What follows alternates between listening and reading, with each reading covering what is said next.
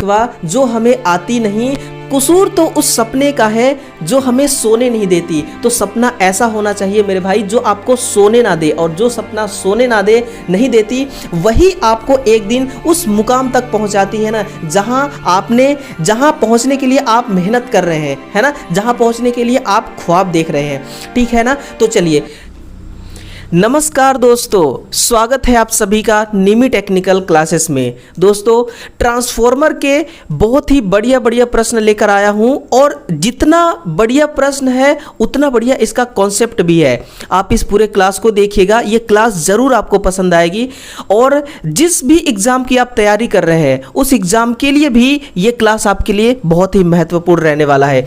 देखना, ये ट्रांसफॉर्मर का सेकेंड क्लास है। ये वाली हमारी क्लास ट्रांसफॉर्मर की फर्स्ट क्लास है, ये कल वाली हमारी क्लास है। आप इस क्लास को नहीं देखें तो जरूर जाइएगा। हम एक प्लेलिस्ट बना रहे हैं, उस प्लेलिस्ट में जितने भी ट्रांसफॉर्मर के क्लास हम लेंगे सभी को 1 बाय 1 करके उसमें ओरिएंट करते जाएंगे, है ना। और साथ में ही आपको क्या करना है, हमारे ऑफिशियल टेलीग्राम चैनल को भी ज्वाइन करना है। ये जो क्लास हम आपके लिए दे रहे हैं, लेकर आ रहे हैं, जो भी हम लिखाएंगे उन सब का PDF आपको मिलने वाला है यहीं पर, तो इसको भी ज्वाइन कीजिएगा। टेलीग्राम का लिंक डिस्क्रिप्शन बॉक्स में दिया गया है। देखिए, सबसे पहला क्वेश्चन है आपके सामने, और ये क्वेश्चन बहुत ही मजेदार है। इस क्वेश्चन को ध्यान से सुनिएगा। क्वेश्चन क्या कह रहा है ना, मैं पढ़ता हूं क्वेश्चन। ये क्वेश्चन क्या कह रहा है कि ट्रांसफॉर्मर में गुंजन ध्वनि किस कारण से सुनाई देती है ना, due to which humming sound, किस कारण से ट्रांसफॉर्मर में ये हमिंग ध्वनि सुनाई देती है। वैद्युतिक विरूपणता, चुंबकीय विरूपणता, ओवरहीटिंग या ओवरलोडिंग के कारण। आंसर क्या हो जाएगा आपका, चुंबकीय विरूपणता। अब देखिए, इसके पीछे का जो इसका वर्किंग प्रिंसिपल है, ये क्यों ऐसा होता है उसके पीछे भी थोड़ा समझते हैं। ये क्या है, आपका ट्रांसफॉर्मर है ना। ये ट्रांसफॉर्मर का क्या है, ये सिलिकॉन का कोर है। ये ट्रांसफॉर्मर का सिलिकॉन कोर है। आपको पता है ट्रांसफॉर्मर का जब सिलिकॉन कोर हम तैयार करते हैं तो CRGO प्रोसेस करते हैं। ये क्या है आपका CRGO, ये क्या है, एक प्रोसेस है जिसको हम कहते हैं कोल्ड रोल्ड ग्रेन ओरिएंटेड। यानी कि हम ओरिएंट कैसे करते हैं, पहले कोल्ड करते हैं, फिर रोल्ड करते हैं, फिर ग्रेन, फिर ओरिएंट करते हैं। अगर हम ऐसा ना करें तो क्या होगा, देखिए सिंपल सी बात है। ट्रांसफॉर्मर है हमारी, ट्रांसफॉर्मर में हम क्या करेंगे, पहले हम सप्लाई देंगे ताकि हमारी ट्रांसफॉर्मर काम करने लग जाए। तो हमने क्या दिया, इसको एक सप्लाई दिया। ट्रांसफॉर्मर में जो सप्लाई होती है, यानी कि ट्रांसफॉर्मर जो हम AC सप्लाई देंगे वो AC सप्लाई देंगे, और AC सप्लाई में एक पॉजिटिव हाफ साइकिल होता है AC करंट का, और एक निगेटिव हाफ साइकिल। सुनिए, जब करंट आपकी पॉजिटिव हाफ साइकिल में चलेगी उस समय क्या होगा कि ट्रांसफॉर्मर का ये जो कोर आपको दिखाई दे रहा है, ये जो ट्रांसफॉर्मर का कोर दिखाई दे रहा है, इस कोर में केवल और केवल पॉजिटिव चार्ज होगा। यानी कि ये कोर केवल और केवल इस करंट का पॉजिटिव चार्ज को स्टोर करेगी, है ना। ये क्या है, देखिए, ये इसके क्या है, ये यूं समझिए कि इसके कोर है ट्रांसफॉर्मर के। ये क्या है, ये कोर है। इसमें पॉजिटिव चार्ज इस तरफ भी, इस तरफ भी, यानी कि चारों तरफ कोर में एक ही चार्ज, एक ही आवेश के चार्ज इसमें क्या हो गए, अब ये एक ही चार्ज को ये स्टोर करेगी, है ना।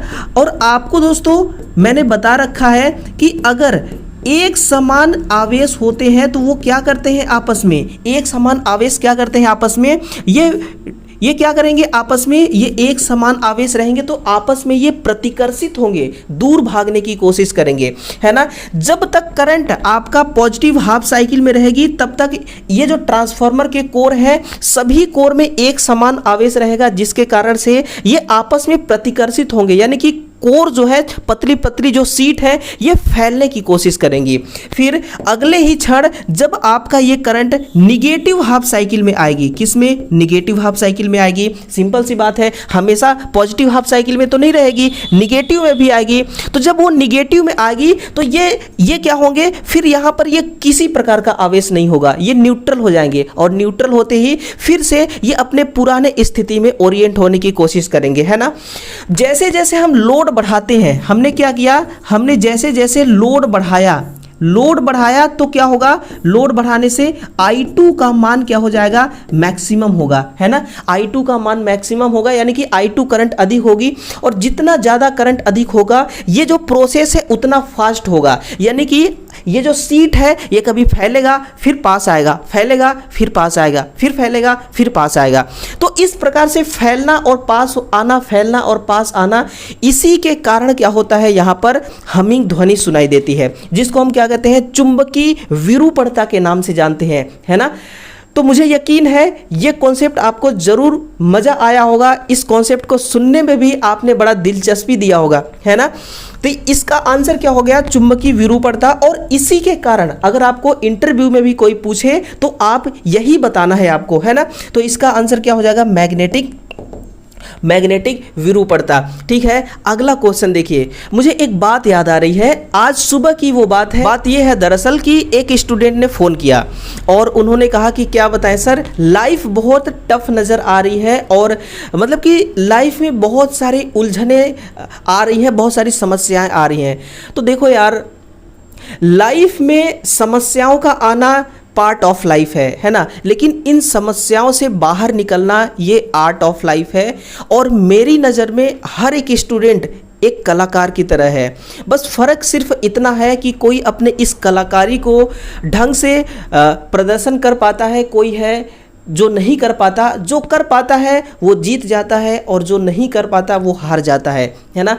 और हारने से देखो, हारने से कभी थकना नहीं चाहिए, है ना। हारने से कभी पीछे नहीं हटना चाहिए, और ना ही हारने से कभी हार मानना चाहिए, क्योंकि आपने सुना होगा कि जो जंगल का राजा शेर होता है ना, वो क्या करता है कि जाता है शिकार ढूंढने, कई बार वो खाली हाथ लौट आता है ना, और कई बार वो भूखे पेट भी सोता है। जंगल का राजा है फिर भी, लेकिन वो कभी हार नहीं मानता कि आज मैं शिकार पे गया, मुझे कुछ नहीं मिला तो मैं हार मान जाऊं, ठीक है ना। इसी प्रकार से आप भी राजा हो, आप भी एक कलाकार हो, और आप कभी हार मत मानना। और जो इंसान हार नहीं मानता ना, वो इतनी ऊंचाई तक पहुंचता है कि जितना वो सोचा भी नहीं होता। इसीलिए कभी भी हार मत मानना। मुश्किलें आएंगी लाइफ में, बहुत सारी मुश्किलें आएंगी, लेकिन कहते हैं ना, मुश्किलों का आना पार्ट ऑफ लाइफ है, और इन मुश्किलों से हंसकर बाहर निकलना, मुस्कुराकर बाहर निकलना, ये आर्ट ऑफ लाइफ है।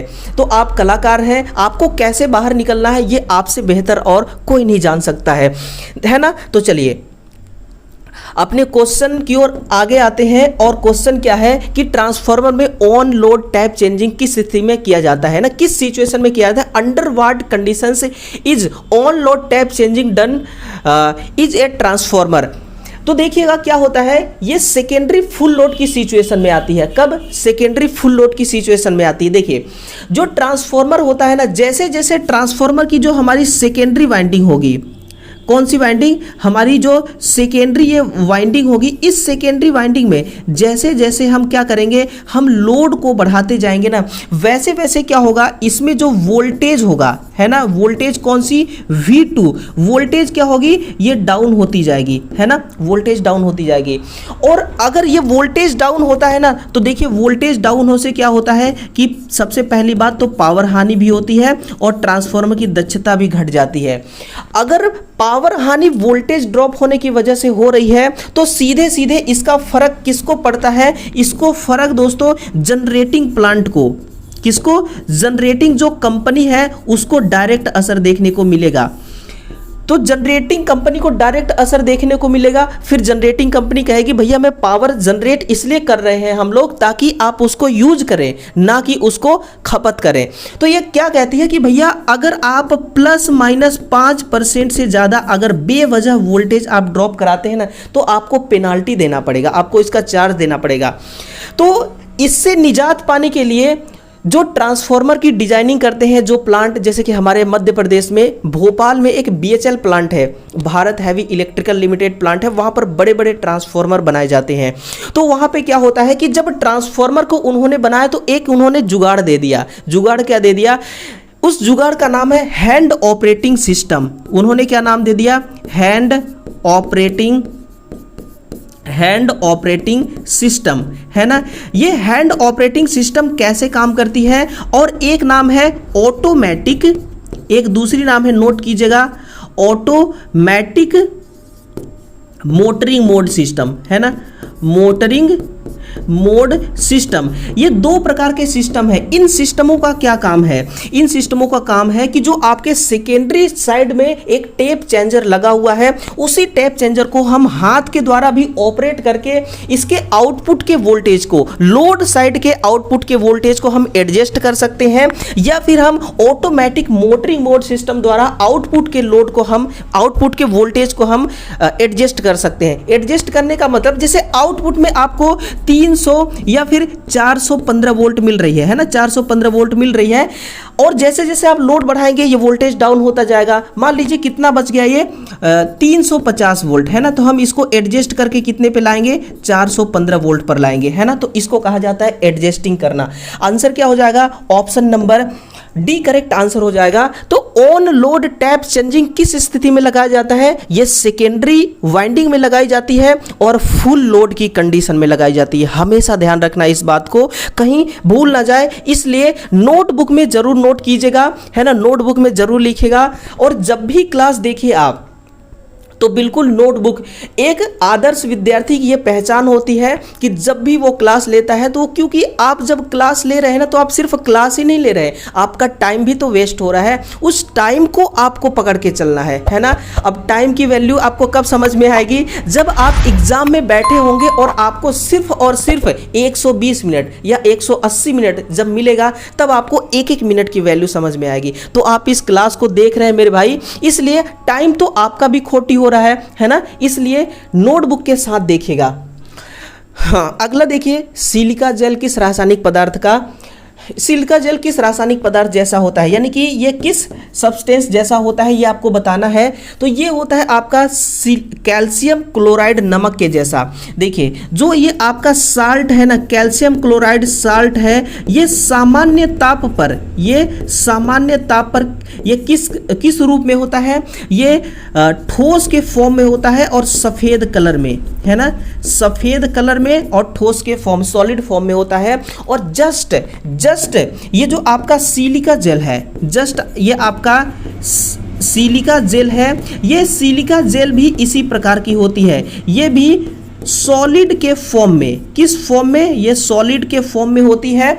और सिलिका जेल देखिए, जो आपकी सिलिका जेल है, अगर एक नई सिलिका जेल आपने खरीद के लाया, उस नई सिलिका जेल का कलर किस रंग का होता है? क्योंकि सबसे ज़्यादा कंफ्यूजन इस क्वेश्चन का यही है कि एक नया सिलिका जेल है ना, एक मान लीजिए कि नई सिलिका जेल है, इस नई सिलिका जेल का रंग कैसा होगा? तो इसका जो रंग है वो होगा आपका सफ़ेद कलर का। किस कलर का? सफ़ेद कलर का। या फिर ये हल्का ब्लू कलर का, ब्लू या फिर पीला, हल्का नीला या पीला कलर का होगा। किस कंडीशन में? जब ये आपका मतलब कि नमी सोखने से पहले, जब ये न्यू होगी और पुराने की स्थिति में, है ना, जब ये पुरानी हो जाएगी, उस केस में ये कैसी दिखेगी? ये दिखेगी आपकी हल्का गुलाबी। ये कैसा हो जाएगी? हल्का गुलाबी रंग की ये दिखने लगेगी। और कहा जाता है ऐसा, ये मैं प्रैक्टिकल आपको बता रहा हूँ, ऐसा कहा जाता है भाई कि जो आपकी सिलिका जेल है ना, इसको कब चेंज ज़्यादातर किया जाता है? तो इसको दोस्तों बारिश के मौसम में। कब? इसको बारिश के मौसम में इसको क्या किया जाता है? इसको अक्सर चेंज कर दिया जाता है ना, बारिश के मौसम में। और वैसे तो आपका जब सिलिका जेल नमी सोख लेगा तो वो कलर इस कलर की हो जाएगी, हल्का गुलाबी रंग की, तो भी आपको चेंज करना है। नहीं तो अगर आप चेंज नहीं करते हैं तो बरसात के मौसम में, साल भर में एक बार बरसात आती है, बरसात का सीजन, उस समय आपको चेंज कर देना चाहिए। अब ऐसा नहीं है कि बरसात में ही आपने नया सिलिका जेल डाला तो उसी टाइम पे चेंज कर दें, ये सिचुएशन पे डिपेंड करता है ना, किस पर? सिचुएशन पर। अगला क्वेश्चन क्या है आपका? ट्रांसफार्मर के बुशिंग से क्या अभिप्राय है? आंतरिक संयोजन, बाहरी संयोजन, शॉर्ट सर्किट या उपरोक्त सभी? तो ये आपके सामने मैं एक तस्वीर ले आया हूं, इस तस्वीर को आप बिल्कुल गौर से देखिए। जिस प्रकार आप फोटो देखते हैं ना, वैसे ही आप इसको देखिएगा, है ना, वैसे ही आप देखिएगा। ये जो ट्रांसफॉर्मर है, ये ट्रांसफॉर्मर का ये वाला पार्ट क्या है? बुशिंग है, ये क्या है, बुशिंग। अब ये जो बुशिंग है ना, इस बुशिंग का काम क्या है, देखिए ट्रांसफॉर्मर जो है, ट्रांसफॉर्मर से हम क्या करेंगे, या तो वोल्टेज को बढ़ाएंगे या वोल्टेज को घटाएंगे। और ये घटना और बढ़ना प्राइमरी वाइंडिंग से नहीं होता, ये सेकेंडरी वाइंडिंग से होती है। और सेकेंडरी वाइंडिंग जो है यहां से निकाली गई है सेकेंडरी वाइंडिंग, है ना। सेकेंडरी वाइंडिंग जो है, वाइंडिंग यानी कि उस वाइंडिंग को हमें लोड से कनेक्ट करना है, तो हम डायरेक्ट लोड से कनेक्ट तो कर नहीं देंगे, हमें बॉडी से बाहर निकालना है। अब बॉडी भी आयरन की बनी हुई है, इससे टच नहीं होना चाहिए वो वाइंडिंग। तो इसके लिए हम क्या करते हैं, जैसे कि R phase, Y phase, B phase हमने निकाला, तो हमने क्या लगा दिया, एक बुशिंग लगा दिया। ये बुशिंग किसका बनेगा, पोर्सेलिन का बनेगा। डिस्ट्रीब्यूशन ट्रांसफार्मर में अक्सर आप देखते होंगे जो रूरल एरिया में होते हैं, जो गांव देहात में, ग्रामीण क्षेत्रों में होते हैं, मैंने तो काफ़ी देख रखा है क्योंकि मैं भी रूरल एरिया से ही हूं, तो ये बुशिंग मैंने काफ़ी देख रखा है। और जैसे कि लोड, आपका लोड वाली यहां से वायर आ गई, R phase, Y phase, B phase, अब इस बुशिंग के माध्यम से थिम्बल वगैरह करके आप इसमें आसानी से कनेक्शन कर सकते हैं। तो ये होता है आपका बुशिंग। ये बाहरी संयोजन के लिए लगी होती है। किसके लिए बाहरी संयोजन बोले तो लोड को कनेक्ट करने के लिए, है ना। लोड को क्या करने के लिए, लोड को कनेक्ट करने के लिए, ठीक है ना। चलिए, ट्रांसफार्मर में वोल्टेज रेटिंग की गणना किस रूप में किया जाता है। अब ये क्वेश्चन आपके लिए कोई नई क्वेश्चन नहीं है कि ट्रांसफार्मर में वोल्टेज की गणना किस रूप में किया जाता है, क्योंकि आपने मोटर में इसको ऑलरेडी पढ़ रखा है। लेकिन यहां पर मोटर वाला फॉर्मूला नहीं लगेगा वोल्टेज रेगुलेशन का, थोड़ा सा अलग है, थोड़ा सा अलग है। और अलग इसमें क्या है देखिएगा कि प्रतिशत के रूप में व्यक्त करते हैं, बीजगणितीय रूप में, गुणज के रूप में, या उपरोक्त सभी रूप में। तो इसको हम परसेंटेज के रूप में इसको हम व्यक्त करते हैं। देखिए, जो आपका वोल्टेज रेगुलेशन होता है, ये जो वोल्टेज रेगुलेशन है, इसका फॉर्मूला क्या है, इसका फॉर्मूला है कि no load secondary voltage, no load secondary voltage minus full load secondary voltage, minus full load secondary voltage, है ना, बटा full load secondary voltage, full load secondary voltage, full load secondary, देखिए गुणे 100, है ना। तो ये है आपका ट्रांसफार्मर का वोल्टेज रेगुलेशन।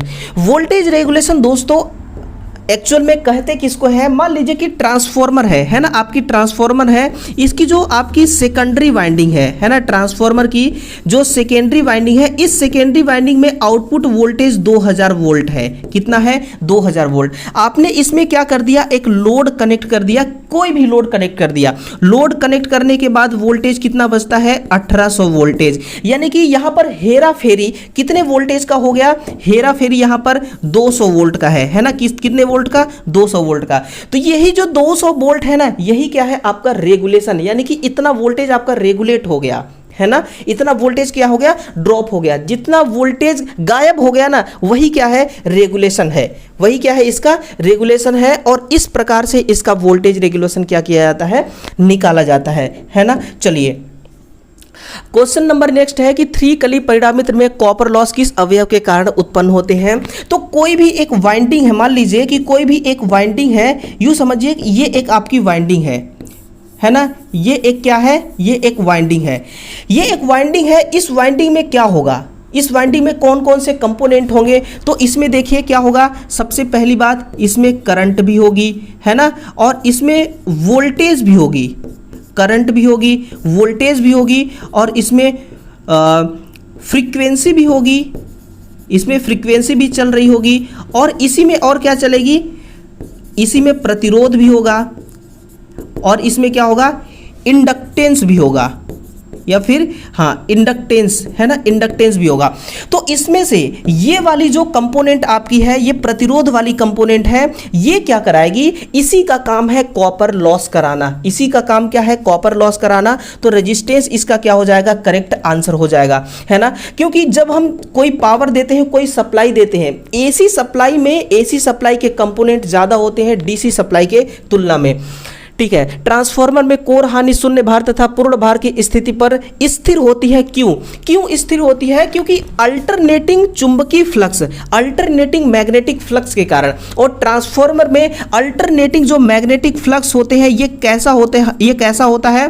ये कांस्टेंट होता है। ये कैसा होगा? ये स्थिर होता है। अब जो आपकी कोर लॉस होती है, ध्यान से सुनिए, जो इसमें कोर लॉस होती है ना, इसमें दो प्रकार के लॉस होंगे। कौन कौन सा? एक होता है हिस्टैरिसीस लॉस। अब ये हिस्टैरिसीस लॉस ये कैसे स्थिर होती है?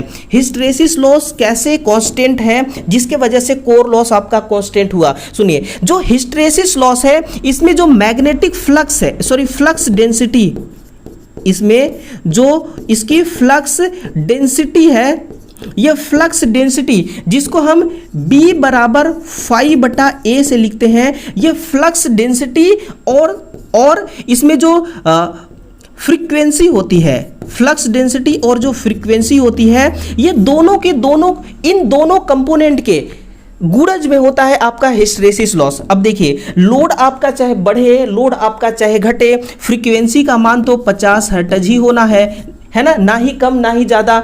और फ्लक्स डेंसिटी भी इसमें क्या होगा? जितने वेबर का होगा उतने ही वेबर का होगा, ठीक है ना। ये दोनों इसके गुणज में है। अगर ये चेंज नहीं हो रहे हैं तो हिस्टैरिसीस लॉस आपका कैसा है? कांस्टेंट है, जिससे कोर लॉस कैसा हो गया? कांस्टेंट। और दूसरा है एडी करंट लॉस। अब ये जो एडी करंट लॉस है ना, ये एडी करंट लॉस किसके कारण उत्पन्न होती है? ये सर्कुलेटिंग करंट के कारण उत्पन्न होती है। और सर्कुलेटिंग करंट जो है, उस सर्कुलेटिंग करंट की मात्रा ट्रांसफार्मर में एक जैसी होती है। अगर 0.5 मिली एम्पियर का सर्कुलेटिंग करंट सर्कुलेट हो रहा है आर्मेचर के बॉडी में, तो फिर ये कंटिन्यूअसली 0.05 मिली एम्पियर का ही होगा, है ना।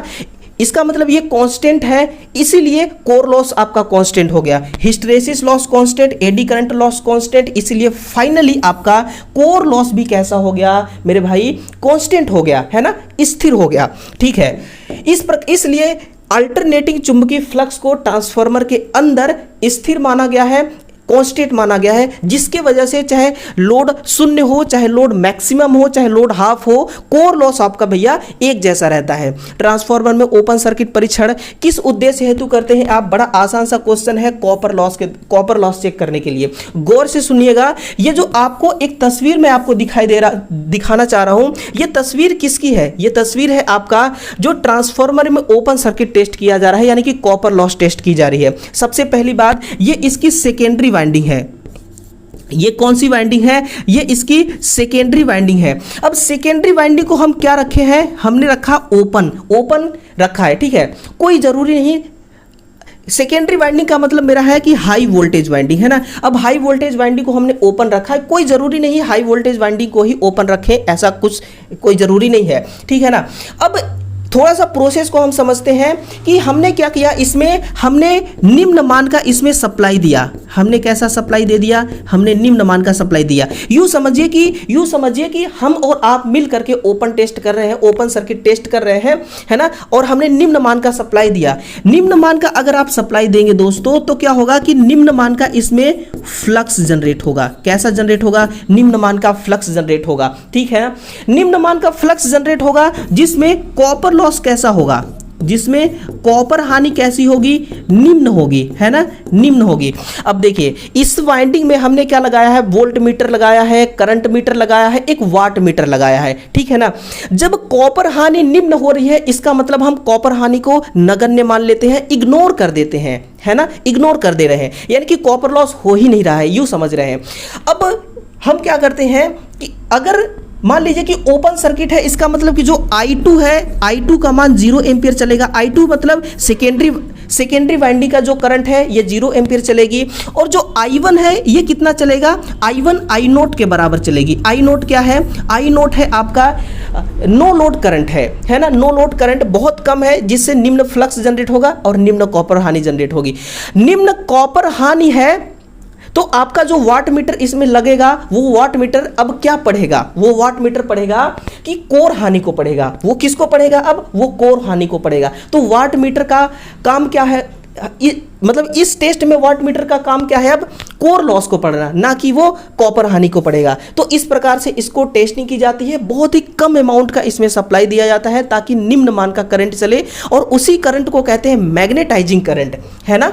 ठीक है, ट्रांसफार्मर के तेल के वाष्पों का इग्निशन पॉइंट क्या कहलाता है, इसको फ्लैश पॉइंट कहते हैं। और फ्लैश पॉइंट जो ट्रांसफार्मर का होता है वो 160 डिग्री सेंटीग्रेड से कम नहीं होना चाहिए। किसी बुक में 140 डिग्री सेंटीग्रेड से कम नहीं होना चाहिए ये लिखा गया है, लेकिन कोई बात नहीं, 140 से 160 आप याद रख लीजिए। जैसा ऑप्शन दिखे आपको उसी पे अटैक कीजिएगा आप एग्जाम में। 160 दिखे तो 160 पे कीजिएगा, अगर दोनों आ जाए तो आप 140 पे भी करिएगा, 160 पे भी करिएगा। अगर नहीं माना एग्जामिनर तो फिर ऑब्जेक्शन ठोकिएगा, ठीक है ना।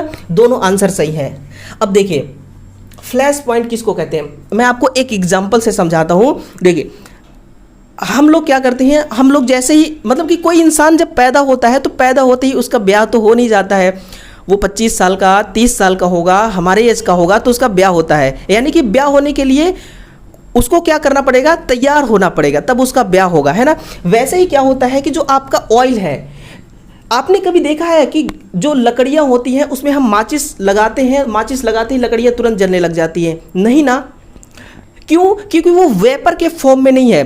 देखिए जो आपका मटेरियल होता है वो सॉलिड के फॉर्म में होगा, या लिक्विड के फॉर्म में होगा, या फिर गैस के फॉर्म में होगा, है ना। लकड़ी जो है सॉलिड के फॉर्म में है तो उसमें माचिस लगाते हैं तो तुरंत वो आग नहीं पकड़ती, क्योंकि पहले वो हीट होगा, उसके बाद धुआं निकलेगा, हीट होने के बाद वो वेपर के फॉर्म में आएगा, वाष्पीकृत जिसको कहते हैं, इसके बाद जलेगी।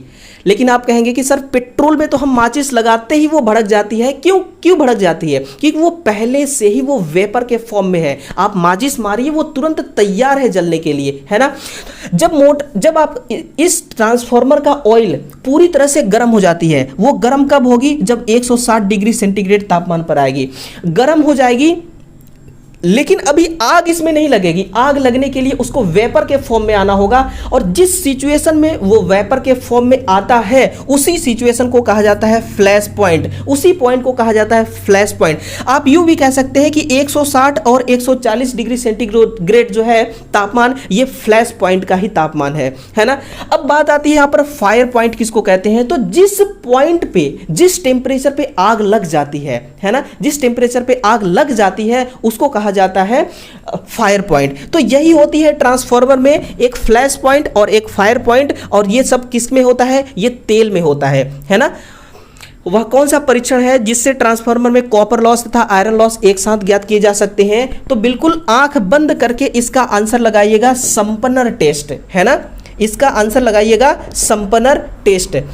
लास्ट क्वेश्चन देखिए, जिस ट्रांसफार्मर में हानि शून्य और निपुणता 100% हो वो क्या कहलाती है? भैया ऐसे को तो हम आइडियल ट्रांसफार्मर के नाम से जानते हैं, लेकिन सिर्फ हम इसको नाम से ही जानते हैं। आइडियल नाम का कोई चीज इस दुनिया में नहीं है, आइडियल नाम का कोई चीज इस दुनिया में नहीं है, ठीक है ना। क्योंकि इस दुनिया में अगर इलेक्ट्रिकल मशीन नाम का कोई युक्ति है तो वो प्रैक्टिकल है। वो क्या है? वो है प्रैक्टिकल, ठीक। आदर्श ट्रांसफार्मर कब हम कह सकते हैं? जैसे कि आपने ट्रांसफार्मर के अंदर ये कॉइल डाला है ना, आर फेज, वाई फेज और ये बी फेज, ये तीन आपने क्या डाल दिया? ये तीन आपका कॉइल है। इस कॉइल में अगर ये कॉइल प्योर इंडक्टेंस गुण वाला हो, ऐसा कभी पॉसिबल ही नहीं हो सकता कि प्योर इंडक्टेंस गुण वाला आपका ये कॉइल हो, क्योंकि कॉइल है इसमें कुछ ना कुछ रेजिस्टेंस होगा, तो प्योर इंडक्टिव गुण वाला हो ही नहीं सकता, है ना। और जब प्योर इंडक्टिव गुण वाला नहीं हो सकता तो फिर हम इसको प्योर ट्रांसफार्मर कैसे कहेंगे? आदर्श का मतलब ये हुआ कि इसमें कोई लॉस नहीं है, या फिर इसका जो ट्रांसफार्मर का कोर होता है उसमें कोई हानि ना हो, ऐसा भी पॉसिबल नहीं है। कोर लॉस होता ही होता है, क्योंकि हिस्टरेसिस और एडी करंट लॉस होते हैं। तो ऐसा जो है आइडियल नाम का कोई चीज नहीं है, बस आपको पढ़ना है थ्योरेटिकल रूप से, तो पढ़ लीजिए। आदर्श ट्रांसफार्मर होगा, 100% दक्षता होती है, और लॉसेस वगैरह इसमें जीरो जब होंगे तभी हम इसको आदर्श ट्रांसफार्मर कहते हैं, है ना। तो चलिए दोस्तों, टोटल क्वेश्चन इतना ही था शायद तक। हाँ, अब इसका आपको टेलीग्राम चैनल को शिद्दत से ज्वाइन कीजिएगा। डिस्क्रिप्शन बॉक्स में लिंक है, उसको जब आप प्यार से टच करेंगे तो ये आपको डायरेक्ट जंप करा देगा हमारे टेलीग्राम चैनल पर, और वहां पर दुनिया भर के पीडीएफ है और जितने क्लास हम डेली लेते हैं ना, तो क्लास हम पहले जब अपलोड करते हैं तो सबसे फर्स्ट टाइम पर हम कहाँ उसको डालते हैं, टेलीग्राम चैनल पर, और उसी के साथ में तुरंत बाद हम पीडीएफ भी अपलोड कर देते हैं, ताकि जब आप क्लास को देखें और क्लास को देखने के बाद जब आपको ऐसा लगे कि हमको पीडीएफ चाहिए तो वो पीडीएफ आपको तुरंत मिल सके। इसलिए टेलीग्राम चैनल को भी ज्वाइन जरूर कीजिएगा, है ना। चलिए, तो ये रही दोस्तों आज की शानदार क्लास, और कितने मज़ेदार क्वेश्चन थे, उन सभी क्वेश्चनों का मज़ेदार कंटेंट भी था। बहुत मेहनत लगता है ऐसा कंटेंट जनरेट करने में, और मुझे भले मेहनत लगे, मुझे इस बात का कोई गिला शिकवा नहीं है। बस मेरा मेहनत आपके काम आना चाहिए, बस मेरा यही एक उद्देश्य होता है ना। कहते हैं ना, बहुत से लोग कहते हैं कि नींद से करें क्या हम गिला शिकवा, जो हमें आती नहीं, कसूर तो उस सपने का है जो हमें सोने नहीं देती। तो सपना ऐसा होना चाहिए मेरे भाई जो आपको सोने ना दे, और जो सपना सोने ना दे नहीं देती वही आपको एक दिन उस मुकाम तक पहुंचाती है ना, जहां पहुंचने के लिए आप मेहनत कर रहे हैं, है ना, जहां पहुंचने के लिए आप ख्वाब देख रहे हैं। ठीक है ना। तो चलिए, मेहनत करते रहिए, शिद्दत से मेहनत कीजिएगा दोस्तों। अगर हार भी जाते हैं मेहनत करते करते तो ये भी आप अपने आप में एक फ़ख्र की बात है, एक गर्व की बात है। हारने वाला भी योद्धा ही होता है, और हमेशा योद्धा जीतता नहीं है, वो हारता भी है। और जीतने का मज़ा तो तभी आता है मेरे भाई जब हारने के बाद जीत हासिल हो, है ना। हारने के बाद जब जीत हासिल हो तब मज़ा आता है जीतने का। ठीक है, तो आप बेशक हारिए, लेकिन आप लड़ना मत छोड़िए। ठीक है। चलिए, तो इन्हीं लफ्ज़ों के साथ अपने इस सेशन को हम समाप्त करते हैं, और कल सुबह 8 बजे फिर वापस आइए दोस्तों इस संघर्ष की दुनिया में, और मैं फिर से लौट कर आऊँगा। इंतज़ार रहेगा मुझे आपका, है ना। आपके इंतज़ार को एतबार में बदलने के लिए मैं ज़रूर आऊँगा, आपसे ये मेरा वादा है। तो चलिए, कल मिलते हैं एक शानदार सेशन के साथ। तब तक के लिए दोस्तों आप सभी को मेरा दिल से लव यू।